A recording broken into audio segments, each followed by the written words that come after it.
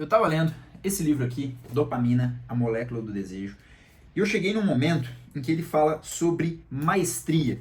E o título do capítulo é Maestria, o prazer de ser bom em alguma coisa. De 0 a 10 esse livro aqui, recomendo. Ficaria ali num 6,5. Então, vale a leitura. Mas, bem-vindos a mais uma reflexão matinal aqui do DSM. É óbvio, né? A ideia de que você ser bom em alguma coisa te traz felicidade. Todo mundo gosta de se sentir bom. Todo mundo gosta que alguém venha te pedir a sua ajuda porque você sabe fazer aquilo de uma forma muito fácil. Ah, chama o Gustavo lá, não, o Gustavo sabe fazer. Tenho certeza que você já sentiu essa sensação de ser bom em alguma coisa, por mais mínimo que isso seja.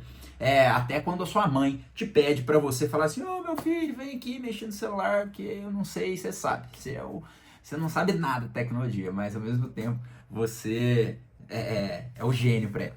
Mas, ok, isso é óbvio, todo mundo gosta de se sentir bom em alguma coisa e isso te traz um sentimento muito bom. Mas ao mesmo tempo, isso também pode ser um dos momentos que mais vai te trazer decepções e reflexões. Pois quando algo coloca em xeque aquilo que você acredita que você é bom, você fala, eu sou um bosta, eu sou um merda, eu não sou bom em nada mesmo. Como assim, Gustavo? Eu não tô entendendo. Vamos supor que você é bom em alguma coisa do seu trabalho.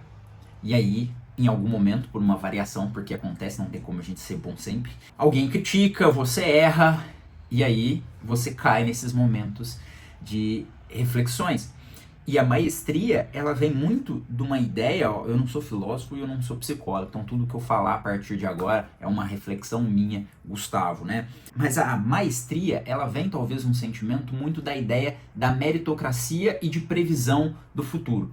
Como assim? Se você acredita, eu tô fazendo isso, eu sou bom nisso, logo, quanto mais eu faço isso, mais eu serei bom e mais eu vou alcançar o que eu desejo, certo? É uma ideia da meritocracia, e a meritocracia talvez seja essa ideia da previsão do futuro. Como assim, Gustavo? Eu já contei essa história talvez aqui milhões de vezes no DSM, mas quando eu mudei aqui para São Paulo, quando eu vim fazer meu doutorado, a minha esposa, na época namorada, ela estava na graduação ainda. Ela fez engenharia química. E aí, assim, eu falei, amor, ela tava assim, no finalzinho fazendo estágio. Eu falei, amor, vem pra cá, vamos tentar arrumar um emprego pra você aqui. E aí ela ficou 15 dias caçando, a gente levando currículo em todas as empresas. As empresas falavam, não, só pelo LinkedIn, ah não, a gente não tá contratando, etc, etc. E aquilo foi me dando uma angústia muito grande, porque eu falei, meu Deus, né, ela vai voltar, o que vai ser da gente? E no final das contas, passou esses 15 dias, ela voltou, ela falou, pô, eu tô acabando minha graduação, eu tô no estágio, vou voltar e vou assumir o cargo que eu tô lá no estágio, vou ser contratada. E aí eu falei, meu Deus, né, a gente veio, tentou, mas, e ela é boa, então a gente acredita, ela é boa, faz sentido, fez uma boa faculdade, tinha boas notas, então vai ser fácil, né, de conseguir um emprego. E não funcionou assim. Mas aí um dia, quando eu dava aula de crossfit, um aluno meu me chamou para pedalar. Falou assim, vamos fazer um pedal hoje, tal, tal. E a gente foi para um lugar que eu nunca tinha ido. E durante todo esse período, exatamente porque eu queria ela aqui comigo, pô, eu vim para ficar 4, 5 anos para um doutorado, essa ideia de relacionamento à distância pra mim não funcionava. E aí todos os pedais, eu tava andando, eu olhava o nome de alguma empresa, pegava o celular assim atrás, amor, procura aí tal empresa, vê se dá pra você trabalhar. E foi. E assim foi durante muito tempo.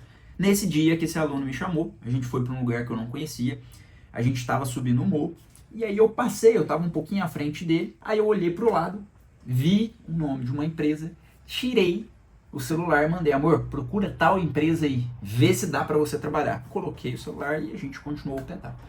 Final das contas, ela mandou, achou a empresa, e aí ela hoje é contratada, tá lá num bom cargo, etc. Mas por que eu tô contando toda essa história? O que isso tem a ver com aquele assunto do início? Quando a gente olha em retrospectiva, parece que foi muito controlado isso. Nossa, Gustavo, você estava lá fazendo, né, tentando mandar e deu certo, viu? O seu esforço levou em algum lugar. De um certo modo sim, mas de um certo modo não. Nossa, Gustavo, tá muito complexo. Eu não tô entendendo o que você tá falando, Gustavo. Eu tô falando comigo mesmo. Pera aí, deixa eu tentar sintetizar isso aqui. O que isso vai ter a ver com aquela ideia da meritocracia. A meritocracia, a gente vai acreditar que se a gente está fazendo algo, está colocando todo o nosso empenho naquilo, logo o resultado, a consequência, ela vai ser inevitável. Mas aqui que eu quero chegar. Isso não é regra, na verdade isso é o oposto da regra. É o que eu falei num outro vídeo lá sobre a questão de um livro aqui que eu citei. Nem sei cadê ele. Mas aquele dia, eu estava subindo o morro com a bicicleta. Eu poderia estar conversando com ele e eu não ter virado e olhado o nome daquela empresa. Eu poderia não ter ido naquele dia. O pneu da bicicleta poderia ter furado, não sei o que. Poderia ter acontecido inúmeras coisas. E aí você pode colocar, não, foi Deus que te colocou, que você olhou, etc. Não vou entrar nesse campo. O ponto é, a gente não tem o controle de nada. Não temos o controle de nada. É impossível você prever o que vai acontecer daqui 5, 10, 15, 20 anos. Por quê? Porque as maiores mudanças na sua vida acontecerão de decisões mínimas. Um sim, um não, uma virada de cabeça para você olhar uma determinada empresa. Eu acho que eu poderia resumir todo esse vídeo aqui, agora que eu estou assistindo, editando aqui, que é, faça o seu melhor, o máximo, mas não tente prever como as coisas vão acontecer. Nossa, mas isso é muito difícil, sabe? É óbvio que é difícil. A gente, e faz parte, acho que é importante a gente tentar buscar prever. Só que a gente não pode se decepcionar de como as coisas acontecem ou quando não acontecem. Porque, basicamente, o que tudo esse vídeo fala é, as maiores mudanças na sua vida vão acontecer de decisões que você sequer imagina a consequência. Como eu disse, um sim, um não, uma virada de olhar. O meu doutorado, quando eu vim fazer, eu não iria fazer doutorado aqui, eu nem sabia da existência do meu orientador hoje, mas estourou a pandemia por uma série de consequências. Um dia, uma ex-orientadora minha da graduação, que eu não tinha visto, ela fazia, sei lá, 6 meses, 1 ano, ela falou assim, nossa, mas manda um e-mail para essa pessoa, ele estudou comigo, e aí eu fui procurar quem que era a pessoa e hoje eu tô aqui.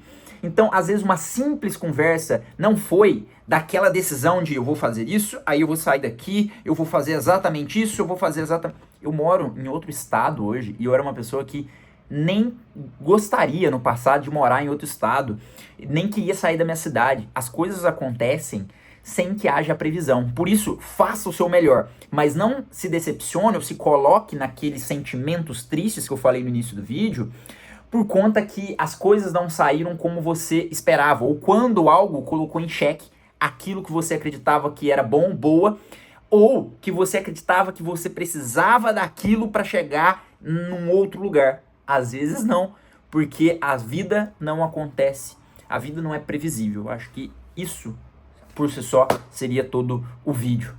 Faz sentido? E as pessoas tendem a acreditar muito na ideia da meritocracia por conta do mérito. Ah, eu tô entrando em outro tema, né? Por exemplo, você se esforça, que é o que eu tô falando até agora, e aí se você chega em algum lugar, você olha pra alguém e fala assim, pô, eu me esforcei, eu cheguei aqui. Logo, aquela pessoa, se ela se esforçar, ela também vai chegar. Só que a gente tem uma visão muito turva, que a gente não consegue enxergar todos os passos que fizeram a gente chegar ali. Porque muitas das vezes as decisões e as consequências que fizeram chegar ali foram tão pequenas que a gente nem sabe. Foram pessoas, e aí tem aquele famoso QI que indica, mas não só o QI, às vezes acasos da vida, como, novamente, essa ideia de que um aluno me chamou, às vezes eu nunca passaria ali, e aí ela conseguiu, e aí hoje, por exemplo, eu tenho um contato com o chefe dela, e aí o chefe dela pode me chamar, a gente pode fazer... Então você consegue ver que as interconexões de cada pessoa ela pode variar, e se uma pessoa seguir a regra que você está falando, nunca vai chegar em lugar nenhum, porque a regra ela foi consequência de milhões, de talvez trilhões, talvez não, possivelmente trilhões de escolhas que você nem sabe que você fez, de um não que você teve, de um cadarço que você amarrou. Ah, Gustavo, então você acredita em destino. Não, mas acho que talvez isso é um assunto para outro vídeo. Eu viajei nesse vídeo. Que erva cidreira foi essa que você usou aí, Gustavo? Essa aí te fez viajar. Mas o que eu quero falar, a única reflexão que eu quero te dar aqui é: faça o seu melhor. As coisas vão acontecer não da forma como você espera. Elas podem acontecer quando você menos esperar, com sim, com não, com uma virada de olhar. Então, eu espero que você tenha uma boa semana e que isso tenha feito algum sentido na sua vida. Escreve aqui embaixo que você achou disso, se você concorda, se você não concorda. E eu sei lá o que eu tô fazendo da minha vida com essas reflexões malucas. Mas tô aqui falando, se você tá me escutando até agora, significa que somos dois doidos. Dois louquinhos, dois doidinhos da praça. Tchau pra vocês.